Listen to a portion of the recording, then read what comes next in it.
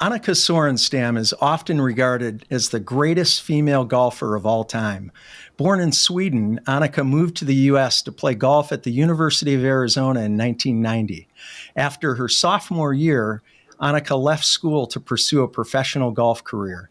During her 15-year career from 1993 to 2008, Annika rewrote the LPGA and Ladies European Tour record books, won countless awards, and changed the way women's golf was played, viewed, and covered. She amassed over 90 worldwide victories, including 72 on the LPGA Tour and 11 major championships. Annika was Rolex Player of the Year 8 times and is the only female to break 60 in an official event, earning her the nickname Ms. 59. Annika still tops the LPGA's all-time money list, and perhaps most notably, Annika received worldwide media attention when she played in the 2003 Colonial Invitational, becoming the first woman to play in a PGA Tour event since 1945. In 2021, Annika made her first start since 2008 in an official LPGA tournament. Later that year, she captured the hearts of the golf world when she won the U.S. Senior Women's Open by 8 shots. The accolades Annika has received through the years are far too numerous to mention, but include receiving the Presidential Medal of Freedom in 2021. She is the first female golfer and only the third female athlete to receive that honor. Annika focuses today on her family, on her Annika brand of businesses, and on the Annika Foundation, which she created in 2007 to provide golf opportunities at the junior, collegiate, and professional levels, while teaching young people the importance of living a healthy, active lifestyle through fitness and nutrition. Welcome, Annika, and thanks for joining us on Life Excellence. Well, thank you very much. I really appreciate that introduction.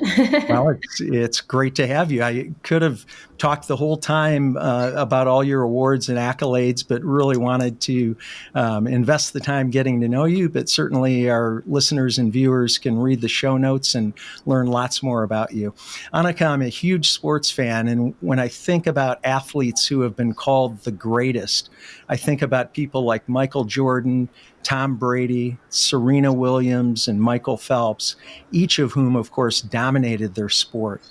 I'm awe-inspired by that level of performance, and your career is equally impressive.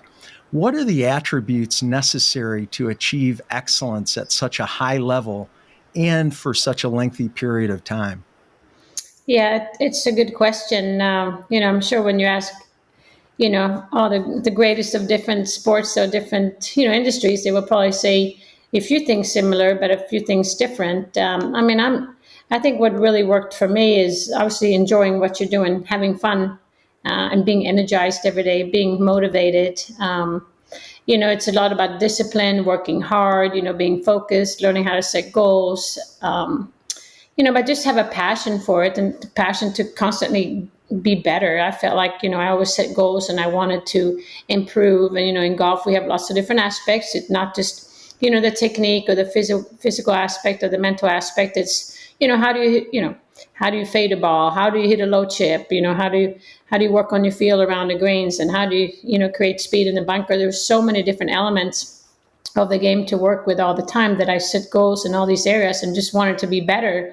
If I took a lot of statistics, I analyzed my game very, very closely. And, for example, if I hit 14 greens one season, the next goal would to be, 14.1 greens or 14.2. I would always kind of raise my own bar to improve and then figure out a practice how to get there. So, the strive of just getting better and better. And of course, I'm extremely competitive and love the challenge. I love that description. And obviously, a lot of what you talked about, a lot of those attributes are things that we can all apply in our lives, even if we're not professional golfers or elite athletes. Annika, you grew up in a tiny town outside Stockholm, Sweden. And I know golf isn't the most popular sport in Sweden. And I'm not sure, but I think the weather in the winter is a lot like the weather here in Michigan, where I live. It's very cold. How did you get introduced to golf? And tell us about growing up and playing golf in Sweden. you're right that the climate is very similar. You know what? First of all, I mean, it's, I grew up playing all kinds of sports. I just love sports. I played soccer. I competed in tennis for many years, and of course, as a Scandinavian, there's always skiing. I did downhill skiing as well for several seasons. But it's interesting when you love what you do, you find ways to get it done. And I was lucky. I grew up in my parents' house to have a big basement, and I mean like a really big basement. And my dad he bought a big net and a golf mat, and I would hit shots literally every day after school, just pound ball after ball after ball into this net. And that's kind of what I did during the winter. And that's, if you think of the season, I was forced more to work on my technique because I really couldn't see where the ball was going. I didn't have any feel because there was no grass. I couldn't really get, work on my bunker shots, but it was more, okay, let's work on the swing. So I had several months where I was just grinding shots, working on my technique, making sure my grip was right, my alignment was right, my posture, my setup, all those things. I did that in the wintertime because that's all I could, just work on shot after lots of repeating. So when when the snow melted and the golf courses started to open, I head out to the course, and I really didn't work on my swing because I've been working on it for, several months. That's when I started work on my short game, putting. It was great to start putting and feeling the grass and making, club going through through the rough, and even, my lob wedge go through the sand. All those things were just great at that time. So, you find ways to get better. And then when I made the national team, the Swedish national team, I was invited to go to warmer places during the winter time. So it was a few weeks here and there in Spain and Portugal and different places where we could play a little bit. And that was obviously very, motivating and exciting to be a part of that. So you figure ways out. And I think another benefit of not, being able to play all year round is, the desire to play. It's like I'm longing to play, because if you can play every day, it's like, okay, it's a little cloudy out, a little rainy, I'm not going to go out. But when you can't play for that long, it's just like your excitement of playing becomes stronger. So I think it helped me to really have an on season and an off season. Well, and I think another thing I heard in that is you had the discipline during the winter months to practice technique. And I know you're very focused on the technical aspect of the game. But I think some people, especially young kids, they want to get out there and they want to play on the golf course, but they don't necessarily want to practice chips in their basement or analyze their swing or do some of those technical things, some of the hard work that are equally important as getting out there and having fun and getting fresh air during the summer months. Yeah, I mean, that's the thing. I think, when you love a sport or love doing something, it's just, you just want to be around it. And to me, I really didn't get bored working on my swing. And I felt like, when I hit a good shot, I could see it, I could feel it, I could hear it. And then it was like, can I do it again? Just the constant, the repeating and doing it over and over again. And I didn't mind that because it was either that or there was no golf. So it kind of beats the alternative. But I think it just, it obviously strengthened my swing, made it really consistent. And so you got to do what you got to do, right? And I think that's what I was able to do. But of course, when I was 19, I came over to the U.S. And played, on a college team at University of Arizona. And that's really when my game started to blossom even more. Yeah, and I want to, and we'll definitely talk about Arizona and then the LPGA tour, of course, when you left Arizona to go on the women's tour. But backing up a little bit, as a child, and I think your parents played golf, and so it was a family sport. But at what point did either you or your parents or others around you realize or see that talent in you and start to appreciate the potential that you might have in the sport? Yeah, I think, just talking to them, obviously, later in my career and looking back at, my performances and kind of my development curve, I think most of them would say that, I was, an average amateur growing up. I was, athletic because I played different sports. But I think one thing that keeps coming back is I was always interested of learning more. I wanted to know why. I kept asking the question, why, why this and why not that? And why does it have to go this way? Or why can't I do this? And just back and forth, just learning and being educated. So they said I just had an interest. I was, interested of learning more and understand the game or the swing or why it had to be a certain way. So I think that's kind of the early on stages. Quite shy. It really didn't make a lot of noise. I let the golf clubs do the talking, and I think they could see the competitive side. I mean, I'm competitive in anything I do, playing cards or Yahtzee, everything. So I think they saw that. But it wasn't really until, my later teens when I did get a chance to go to Arizona, when I did play, in the national team, just having the opportunity to play obviously more golf, and that just made me even more excited about it. And I think that's what people say, the desire to work. I think I'm known for my work ethic. I think I'm known for my, persistence or dedication or focus. And then together with just being a little stubborn and just pushing myself really hard. You mentioned your shyness, and obviously part of excellence is overcoming challenges, overcoming adversity, overcoming obstacles, and we'll talk a little bit about that throughout the show. But one obstacle you had to overcome as a young golfer was that shyness in front of others. The interesting part about that is it wasn't at the tee box or on the green, which is where golfers like me, shy isn't the right word, but just have anxiety if there's more than one person watching me tee off. But for you, that wasn't the case. But you did have to overcome this shyness around making the winner's speech after you won a tournament. Share with us what that was like for you, the drastic measures that you took to avoid being put in that situation, and how you eventually overcame that fear. Yeah, I mean, as a young girl growing up in Sweden, I mean, I knew early on that I was quite shy. I mean, I wouldn't raise my hand in school to answer any questions that the teacher would have, or just, on the team, I was, kind of just did what I was supposed to do. Really didn't, I was a team player, but I wasn't the cheerleader. I'd rather be quiet and score the goal and kind of let my skills kind of be shown and not any other way. So, as a matter of fact, growing up, in Sweden and playing junior golf tournaments, they have little traditions that if you finish, first, you have to give a winning speech, even at a club level or just any district event. And I was terrified. I just wanted my clubs to do the talking. I didn't feel like standing in front of, other players and their families to say something. So I would actually miss a few shots on purpose coming down the stretch, knowing that I was playing well, and I just didn't want to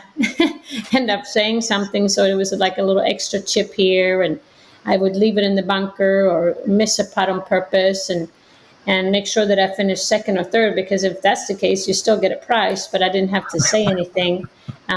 And you can imagine, the competitor that I am, that we would sit in the car going home, and my parents, obviously, they wondered, what's wrong with our little girl? Why is she crumbling down the stretch? And I, in my mind, I knew why, right? I knew exactly. So, but what my parents did is they called the next tournament that I played in.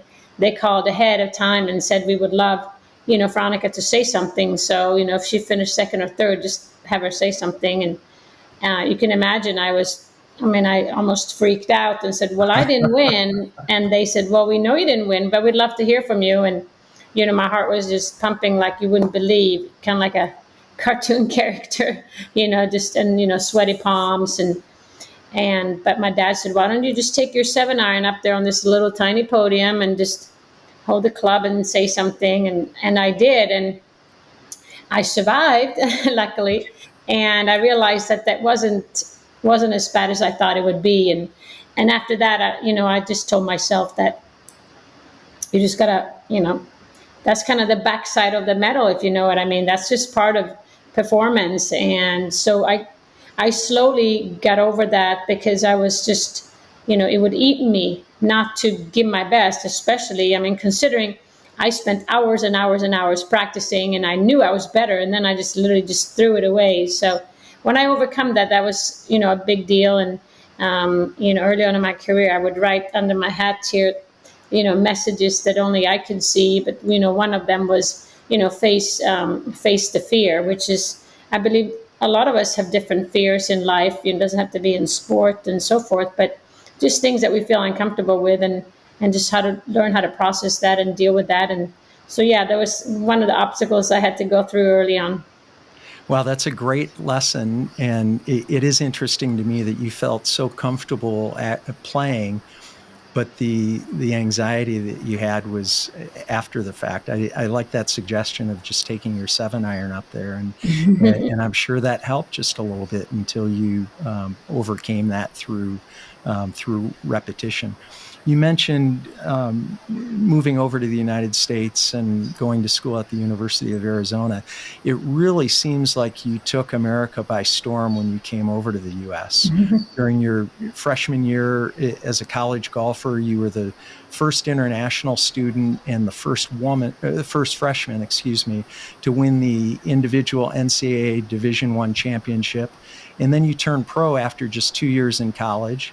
And you were Rookie of the Year your first year in the LPGA and won 2 U.S. Opens before the age of 25.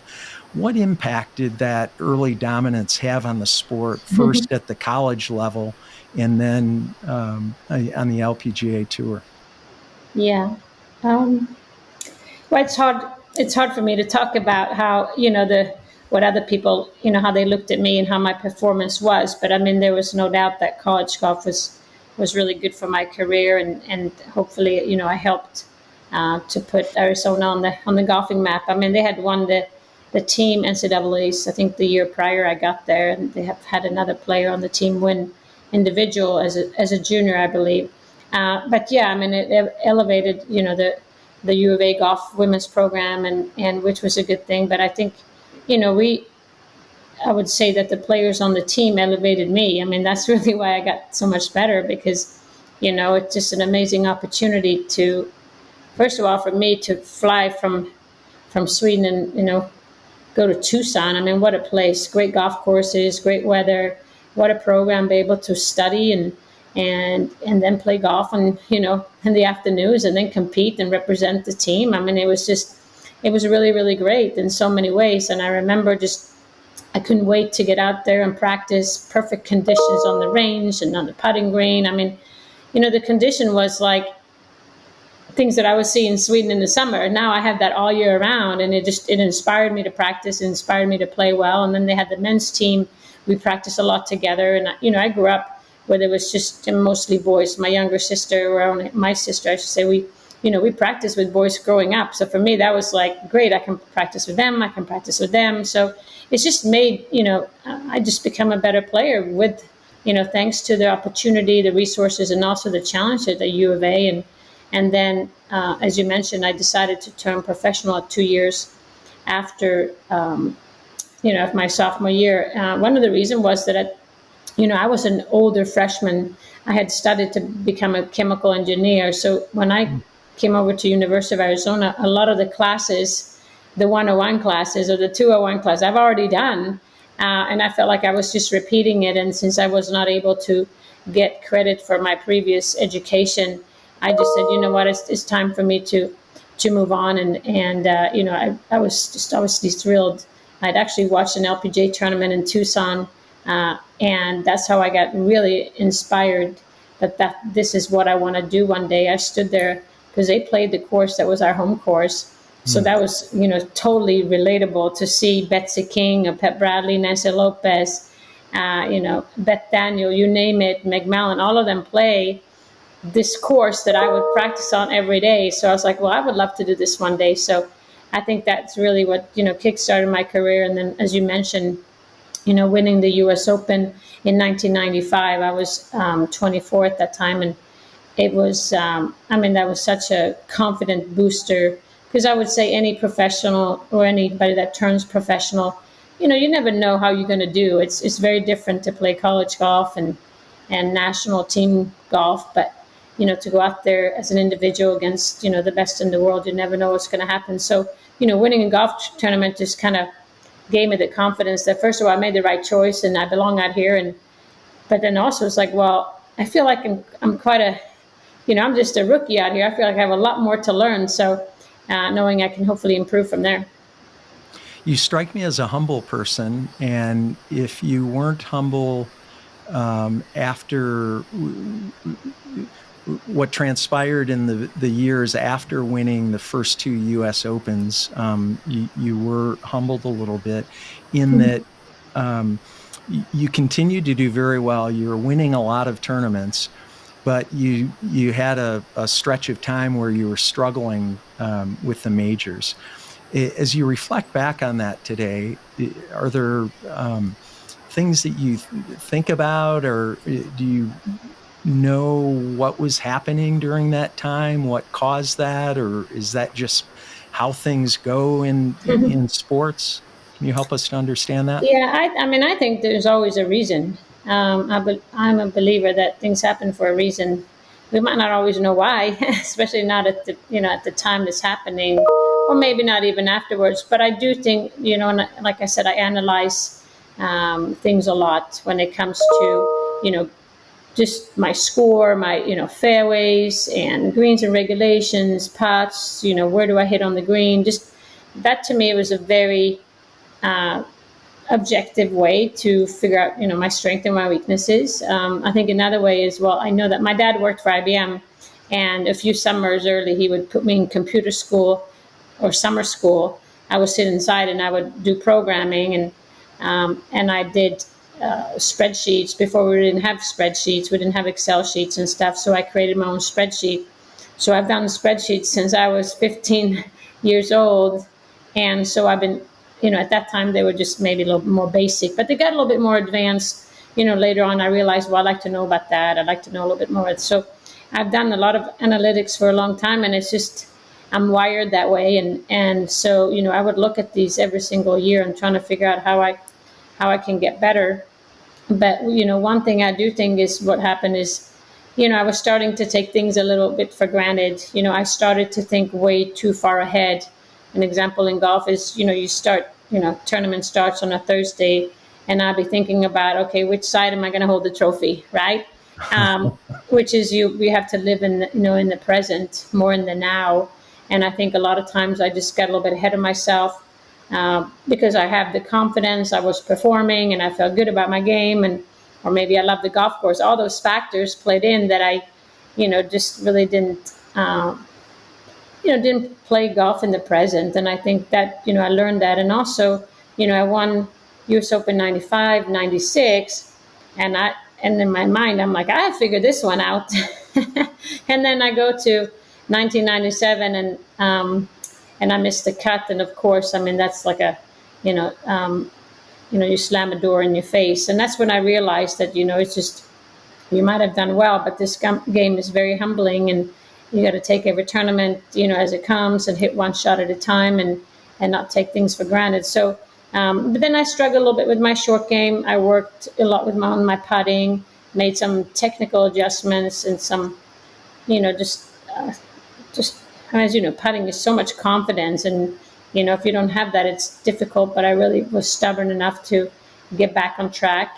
Also in 2000, I had been number one for a few years, and then I ended up being fourth, and I was not happy about that. And so I went back and I analyzed everything, and I said, what can I do differently?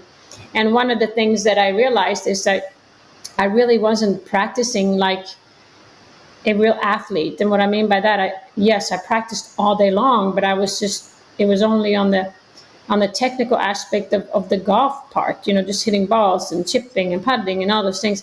I really didn't do any physical workout. And, looking at other athletes just, growing up, of course, there's the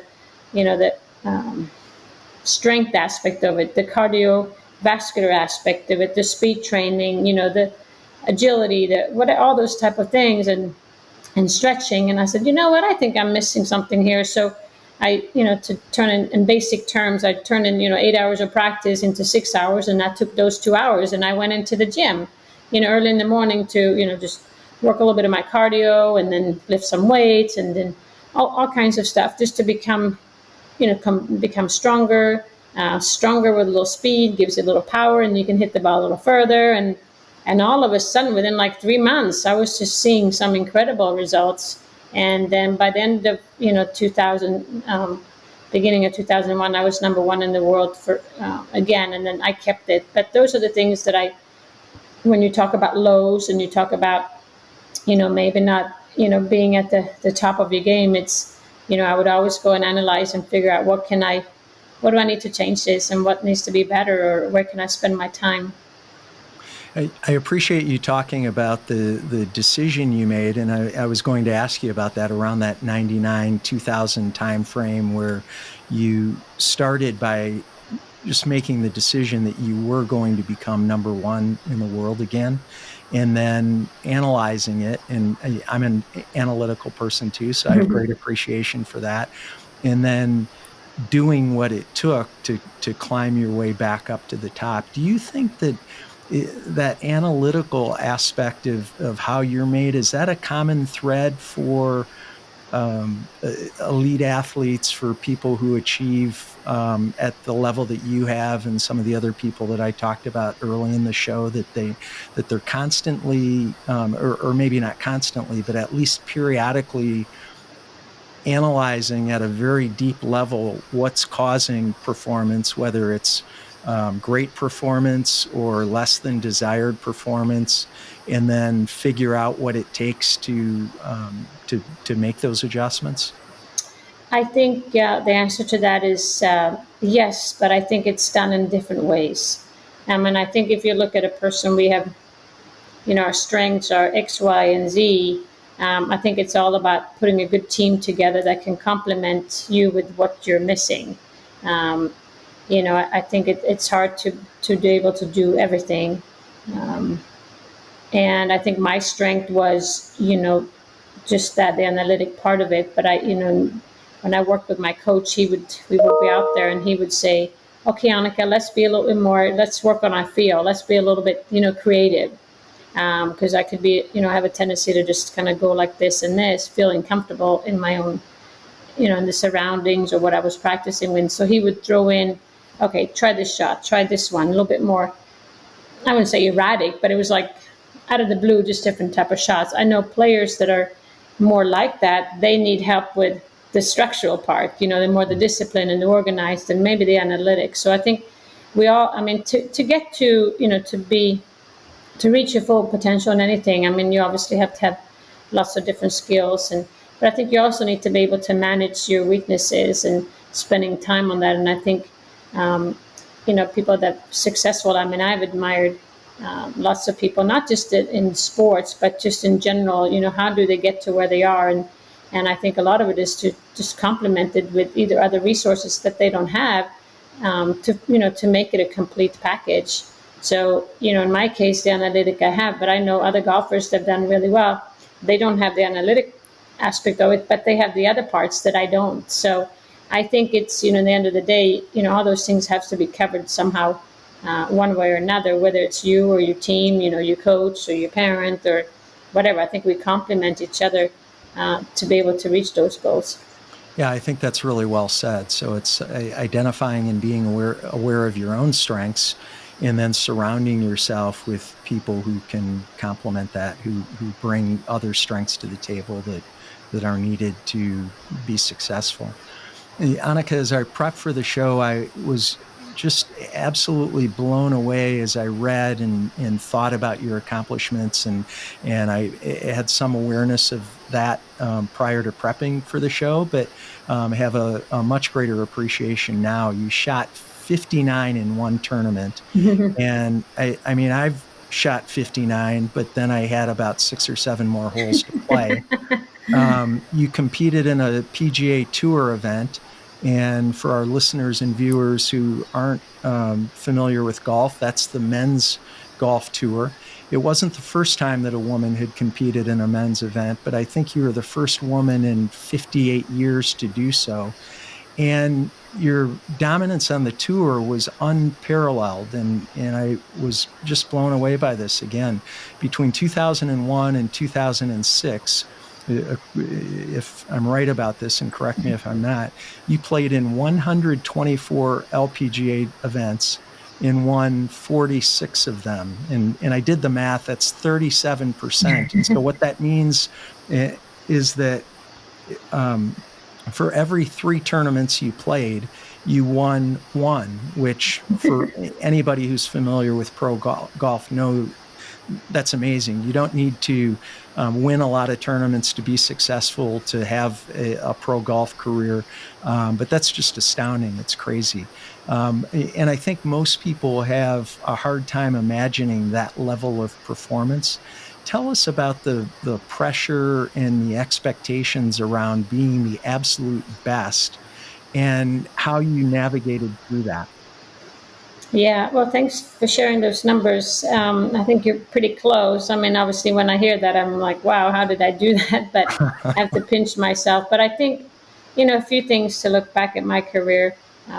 We mentioned the U.S. Open, and I won that in 1995. I was 24, and I remember flying home and, with a trophy. And, we didn't have the social media or anything that we obviously do today, but I remember I had so many messages on my home phone number. I was just blown away by the coverage and the support and the love and the inquiries. I mean, everything to reach out was tremendous. And, shy little me, I mean, obviously that was hard to deal with. I just didn't know how to handle it, because I know how to handle a 7-iron. I know how to handle, making a putt, but to handle all of that was just kind of took me, by surprise or shocked, or just, put me back a little bit. But I think, just knowing that I loved the game, and I knew earlier in my career that I had just reached the beginning of it. But I do remember I was supposed to play a tournament in New York the following week of my win at the U.S. Open.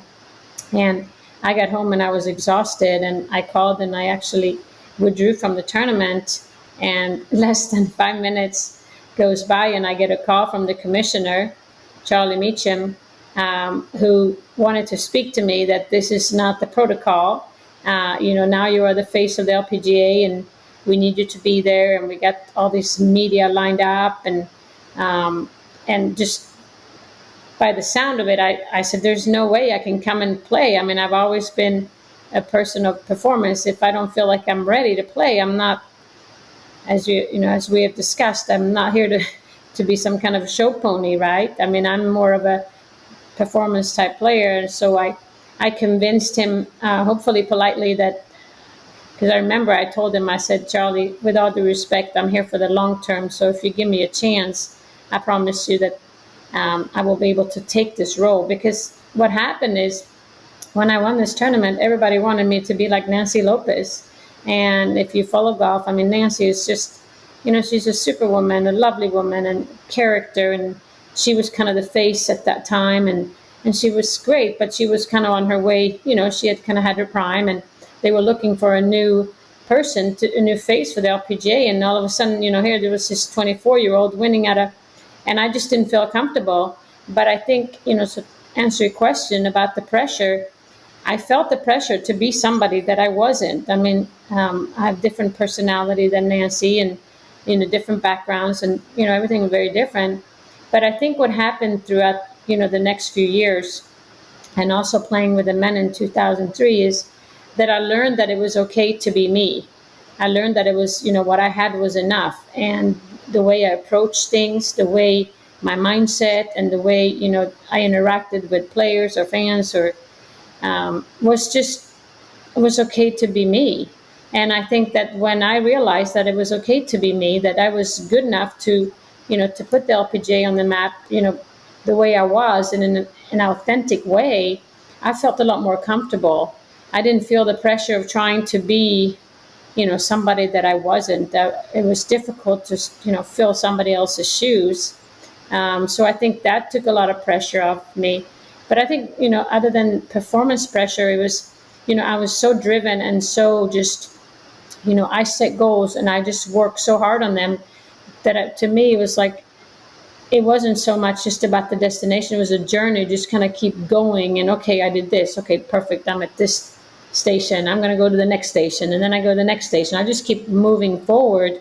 I very seldom look back because I always felt like I got to move forward because that's the direction I'm going.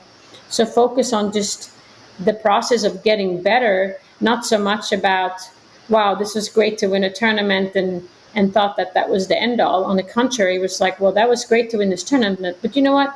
I haven't reached my peak. I know I can do better. So I think that that process of the working process or the journey of getting better is what drove me. And I never really sat back and felt the pressure of having to perform because I know what I was going, if that makes any sense.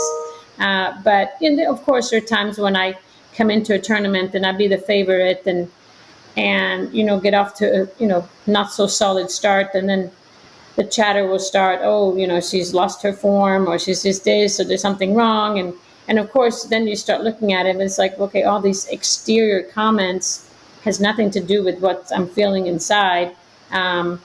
But I'm sure we'll come to this later. But I mean, that was one of the reasons why I stopped playing. Is it comes a point where you just don't have that motivation anymore. Well, and that external, all of those external factors that you started to talk about at the end, it seems like those are bigger today than ever before. So when you think about how women's golf especially, but I think golf in general, or maybe sports in general, in the 1990s versus today, it just seems like everything is so much bigger today. Like it's blown up. There's more media. There's more social media. So everybody's in the media, and so much external pressure. And I hear you describe how you navigated through your career, and it seems so almost casual, so matter of fact, gliding through all of those external components, which can really, I think, can really get in the way of. And by the way, this isn't unique to sports; it's true in entertainment and in lots of other areas. And we can talk about specific people who have been who haven't been able to navigate through that in the same way that you have. Is it different today? And let's just talk about women's golf or women's sports than it was even 10 years ago, 20 years ago. Yeah, I mean, there's no doubt that the landscape is different today with technology and the way things have been covered and viewed, and in a way the power that individuals have on the stories that go out there, their own narrative through, social media posts, or, I mean, we do have more power today, but I think you all can also go or be more scrutinized. I mean, I remember, but having said that, is when in my prime or in my era, it was different than, when Nancy Lopez was there. So I would say that it's from generations to generations, and what we have today is going to be different than, when our kids are in their prime, so to speak. So I think you just have to learn with, what you have today and what's out there. But I mean, I remember doing interviews, and, you sat there and you talked, and then the journalists wrote down what they heard or thought or interpreted, and then their story. And it was like, okay, it was already out and it was printed, and you couldn't do anything about it. I mean, today we use, our social channels in a total different ways. I mean, we decide what we want to put under our profile, right? We decide what content we want to post. We decide how the photos should look and when they should be posted and who should be included. So I think you can direct it a lot more internally before it gets out there, and then people pick it up and they take it in different directions. But I mean, I love that that we have the power to do that, because if I'm making an announcement, it will come from me first, and then you include people. So, but again, with that access and with that quick response and so forth, there obviously some negativity about that too, right? I mean, so I would say that it's different today, no doubt about it. But you learn how to navigate that, and you have to be professional, you have to be cautious, you have to find that right balance. There is such a fine balance where people want you to be personal, but you can't really be private, right? And then you want to share this, and then you want to share that, and so everybody needs to, I think, feel comfortable what the conversation they're engaging in. once you engage in something, I think you need to play according to the rules and be part of it. And I think a lot of athletes today is, they use their platform because they have the power to really get engaged and make a difference. But sometimes many of them step in a conversation, they don't feel comfortable, and then they backtrack, and then it just becomes, and you build pressure from the outside for people that maybe you really didn't think. And it could be, obviously very, you regret it, but that's the power it has. It's when you step in, it could be too late, right? So I think you really have to think cautiously and be prepared before you do that. But I think when it comes to other athletes also is, with the technology that we have nowadays and the knowledge and the resources. I mean, I just look at, again, not to date me too much, but I mean, when I started to play as a junior girl, there were no junior girls clubs. There were definitely no women's clubs. We had no women golf gear. I was using extra small men shirts, extra small men's shorts. I mean, gloves was for men, hats were for men. I have a smaller head, so the hats are always so big. I have to have them, twisted at the back. And so technology has changed, equipment has changed. So I think, it's a big answer to your question as far as, pressure and performance. I mean, nowadays it's the money's higher, so there are more eyes on you and expectations, of course. But it's also a game that you play, right? You're part of it, and you can choose a little bit. And I think that's an important aspect of it. And hopefully, you have people around you that can guide you and manage you, and in a loving way that is beneficial for you, and not because it has to be authentic. And we see a lot of that where it's not. They try to be somebody they're not, and then it just doesn't work out. Yeah, I love your perspective, and I think we can all learn a lot from how you've navigated not only through your career but also through your life. And Annika, you've achieved so much in your life. You've dominated your sport. You've received a number of awards and accolades throughout your life.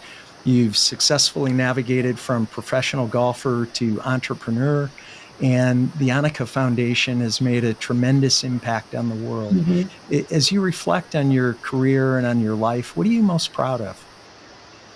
Yeah, I mean, first of all, I'm super thankful to be where I am today, and I wouldn't be here if it wasn't for golf. So obviously, the team that's put me on this journey, I'm forever grateful for. I have some milestones in my career that I think has taken me to where I am today. But I tell a lot of people it's not been a straight journey for sure. I mean, it's like an S curve, right? It's always you make a turn left and then it takes you that, then you meet somebody and it goes this way.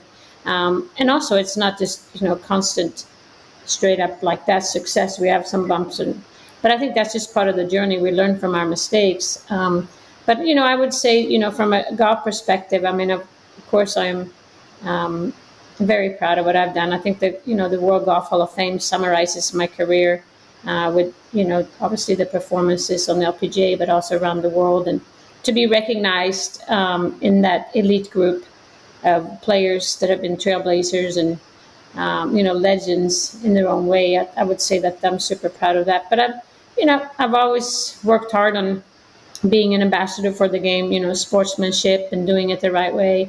It's been kind of the core of my philosophy. It's important to, represent the sport you're in a good way.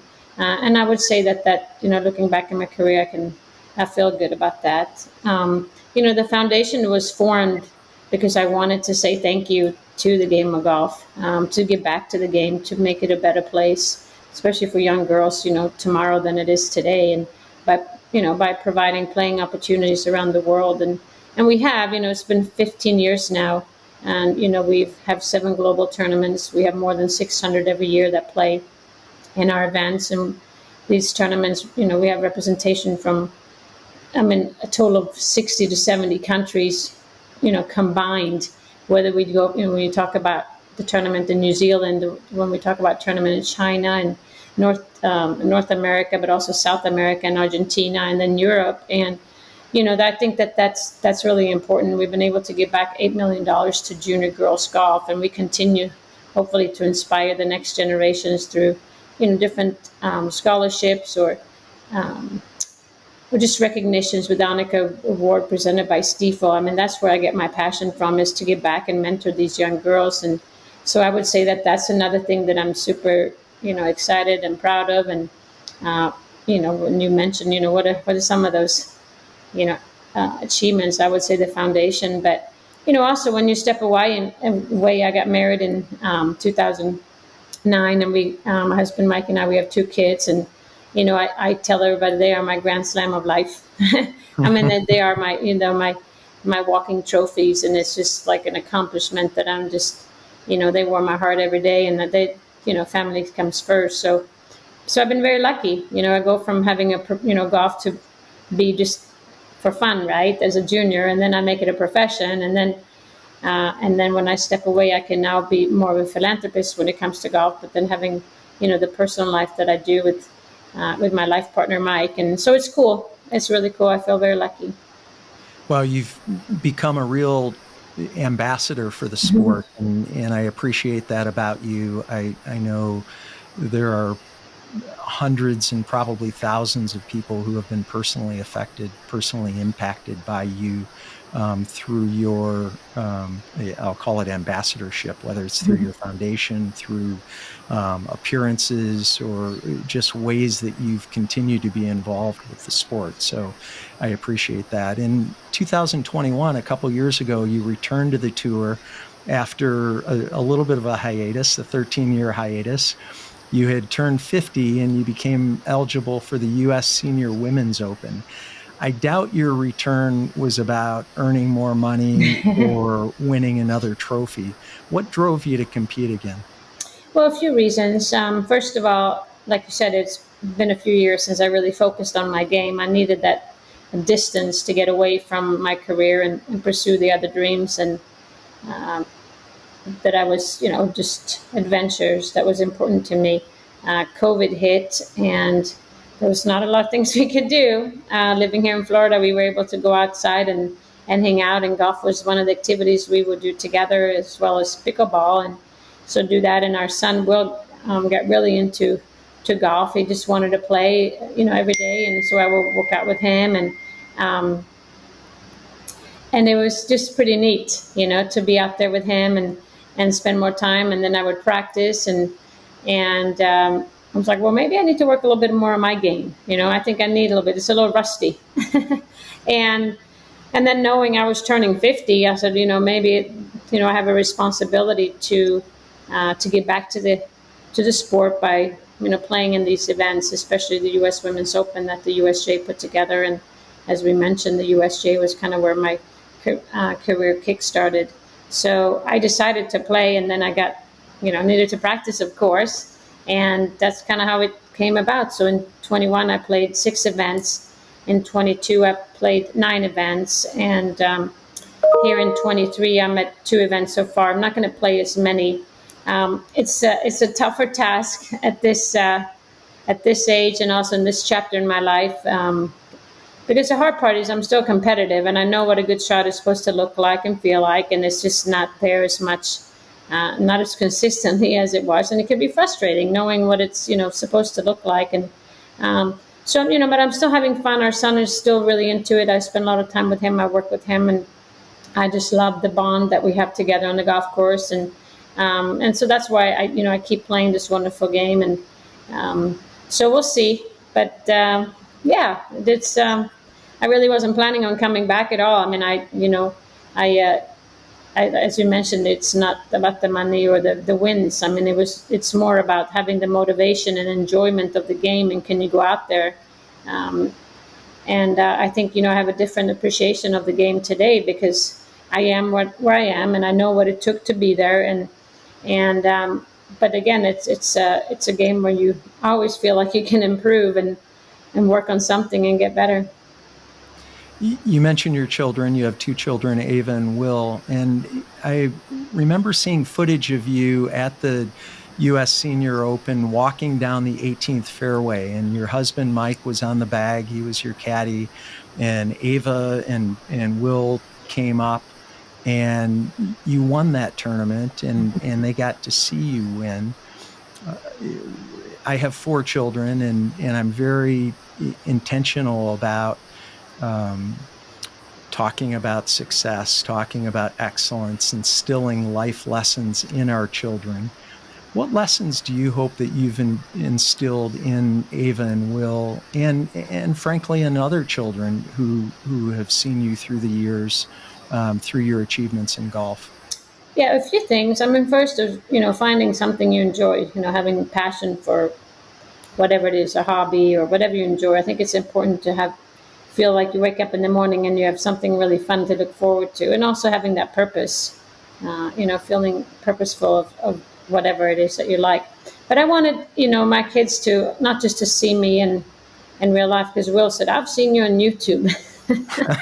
But to see me out there, walking in the fairway, but for them to see what it takes behind the scenes. It's not just those 4 days or 6 days of being at that tournament, the preparation, but it's the months prior, the daily grind, the discipline, the focus, and the dedication to go out there and work on something, to have that goal, to have that purpose, and work towards something. Because I've told them many times, the things that we want are the ones that are harder to get, right? And that's really what it takes. It takes that commitment and that hunger, and then obviously put in the time to get it. You get what I was telling them, you get what you put in. So I want them to see what it, for me to come back and do that, it wasn't just, okay, I woke up and we had a cup of coffee and I said, well, let's play in the US Open again, right? This is a planned effort. It was an organized event that took place months prior, and I want them to see that. And then also when that happened, you never know if you're going to get the results or not. I was fortunate to win that tournament, and it was fantastic but I shared it with them, and I think that was even more meaningful than my prior wins, just to be able, because they've seen me, right? I would drop him off at school, and then I would go practice, and I pick him up, and then I would go out again with Will, and they saw me, put in those hours, so they could feel that, this was important to me, and I could feel how they felt like it was part of them, because we made a little pact. I said, I'm not going to play this for me. I'm playing it for you. I already won the US Open, but I want to play it for you. And so it was a team effort, and because obviously the sacrifices that, sometimes they went out there with me, and we went to places where I played, and they came with me. And so it was a team effort. So I think to share the joy and all the hard work, but also the satisfaction and the reward, for them to feel the reward of what you put in, I think it's really important. Yeah, I think it's great that they're able to have all that footage on YouTube and other places to be able to see you back then, and as a younger golfer, but also today to witness that firsthand. Annika, I can't let you go without asking one question about how to improve my golf game. What tips do you have for somebody like me who enjoys the game, but really wants to cut about 18 strokes off my golf score?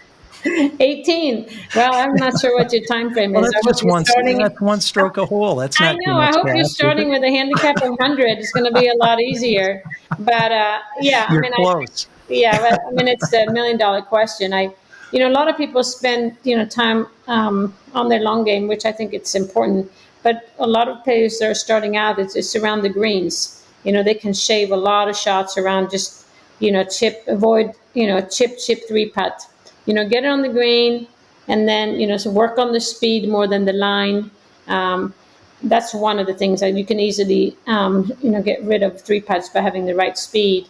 And then the other one is hit the clubs and the shots that you feel comfortable with.